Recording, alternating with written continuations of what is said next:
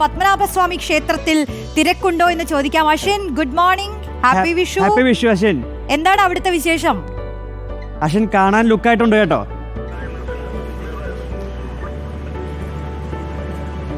Roshni, Venky, very happy Vishu ഞാൻ ആദ്യം തന്നെ ആശംസിക്കുകയാണ്. ഞാനുള്ളത് പത്മനാഭസ്വാമി ക്ഷേത്രത്തിന് മുന്നിലാണ്. നമുക്കറിയാം ഏറ്റവും കൂടുതൽ ആളുകൾ എത്തുന്ന ഒരു അമ്പലം കൂടിയാണ് പത്മനാഭസ്വാമി ക്ഷേത്രം. ഇവിടെ രാവിലെ 3 മുതൽ 4 മണി വരെയായിരുന്നു വിഷുക്കണി ഒരുക്കിയത്. കാർഷിക സമൃദ്ധിയുടെ പ്രതാപകാലത്തെ ഓർമ്മകളൊക്കെ പുതുക്കി മലയാളികൾ വിഷു ആഘോഷിക്കുകയാണ്. കൈനീട്ടം നൽകിയും പടക്കം പൊട്ടിച്ചുമൊക്കെ ലോകമെമ്പാടുമുള്ള മലയാളികൾ വിഷു ആഘോഷിച്ച് വരികയാണ്.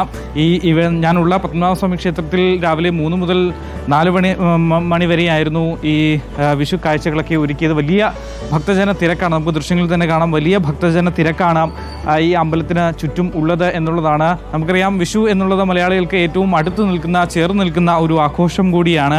അവരുടെ മലയാള തനിമകളിലേക്ക് എത്തിക്കുന്ന, പഴയ ഓർമ്മകളിലേക്കൊക്കെ എത്തിക്കുന്ന ഒരു ആഘോഷം കൂടിയാണ് വിഷു. ഒത്തുചേരലിൻ്റെ ഒരു ആഘോഷം കൂടിയാണ് വിഷു.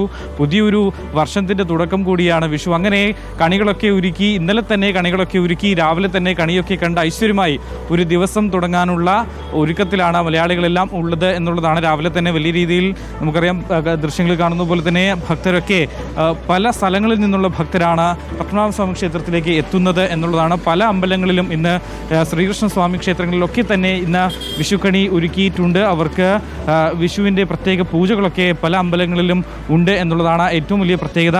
ഞാനുള്ള ഈ കിഴക്കേക്കോട്ടയിൽ മാത്രം ഏതാണ്ട് 3-4 അമ്പലങ്ങളാണുള്ളത്. എല്ലാ അമ്പലങ്ങളിലും ഇന്ന് വിഷുക്കണി ഒരുക്കിയിട്ടുണ്ട് എന്നുള്ളതാണ്. എല്ലാവർക്കും ഏത് അമ്പലത്തിൽ വേണോ, അവരുടെ ഏറ്റവും പ്രിയപ്പെട്ട അമ്പലം ഏതാണോ അവിടെ എല്ലാം എത്തി വിഷുക്കണിയൊക്കെ കണ്ട് ഭഗവാനെ പ്രാർത്ഥിച്ച് പുതിയൊരു ദിവസം തുടങ്ങാനുള്ള എല്ലാ ഒരുക്കങ്ങളും കഴിഞ്ഞ ദിവസങ്ങളിൽ തന്നെ പൂർത്തിയായി എന്നുള്ളതാണ് ഏറ്റവും പ്രധാനപ്പെട്ട കാര്യം.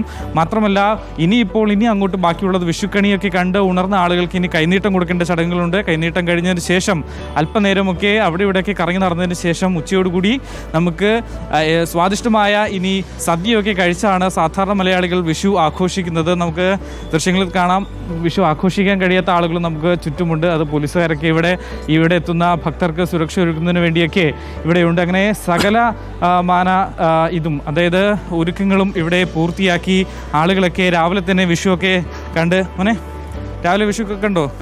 അതെ, കണ്ടു. അടിപൊളിയായിട്ട്. എന്താ പരിപാടി? വിഷുവായിട്ട് നമ്മൾ എല്ലാവർക്കും കൈനീട്ടം കൊടുത്തോണ്ടിരിക്കുക. ആരാണ് നിങ്ങളുടെ എന്തെങ്കിലും സംഘടനയാണോ? അതെ, മുത്തൂട്ടിന്റെ വകയാ കൊടുക്കുന്നത്. അതുപോലെ തന്നെ എല്ലാവർക്കും കൈനീട്ടമൊക്കെ കൊടുത്ത് അല്ലേ? ഹാപ്പിയാണ്. എവിടെന്നാ വരുന്നത് നിങ്ങളൊക്കെ? നമ്മൾ വെള്ളനാടുന്നു. ഈ വിഷുവായിട്ട് ഇനി എന്താ പുതിയ തുടക്കം എന്തെങ്കിലും ഉണ്ടോ? പുതിയ പരിപാടി എന്തെങ്കിലും? പുതിയ പരിപാടി കുറെ പ്ലാൻസ് ഉണ്ട്, എല്ലാം നടപ്പിലാക്കണം. പേരെന്തായിരുന്നു? ജിത്തു. പേരെന്താ?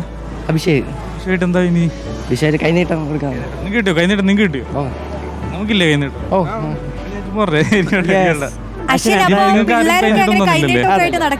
കൈനീട്ടം കൊടുക്കുന്നുണ്ട്, കുറച്ച് കാര്യങ്ങൾ നടത്തണമെന്ന് വിഷുപ്രതിജ്ഞയൊക്കെ എടുക്കുന്നുണ്ട്.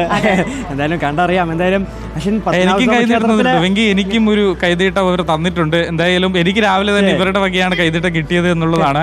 എന്തായാലും ഇനിയും കൈനീട്ടങ്ങൾ ഇതേപോലെ കിട്ടട്ടെ എന്നുള്ളതാണ്. ഈ ചെറുതല്ല, വലിയ വലിയ നോട്ടുകളെ തന്നെ എനിക്ക് കിട്ടട്ടെ എന്നുള്ളതാണ് എന്റെ ഒരു പ്രാർത്ഥന. ട്രിവാൻഡ്രം ബ്യൂറോയിൽ എന്തെങ്കിലുമൊക്കെ ഉണ്ടായിരിക്കും. ടി വി പ്രസാദൊക്കെ ഉള്ളതല്ലേ? അതെ, എന്തായാലും ഗൂഗിൾ പേയിലൊക്കെ നല്ല ചലനം ഉണ്ടായിരിക്കട്ടെ രാവിലെ തന്നെ.